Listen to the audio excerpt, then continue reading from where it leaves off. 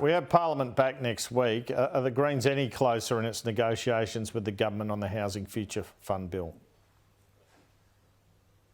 Look, we're pushing as hard as we can, and we've said to the government that we would be willing to pass the bill as soon as possible if they came to the table on our two key demands. And I want to be clear, by the way, that we're not saying we're going to refuse to pass the bill if we don't get a 2-year rent freeze and $2.5 billion.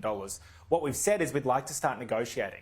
And we've said, for instance, we think unlimited rent increases should be illegal. So, for instance, if we're happy to have a bit of to and fro about how exactly we limit rent increases, we're also happy to have a discussion about how much more money we invest in public and affordable housing. But the federal government needs to start moving as well. You know, we've already halved our offer that we put to the government. We started with $5 billion a year for housing. We halved that to $2.5 billion. We dropped the money on the table we wanted for a freeze on rent increases from $1.6 to $1 billion.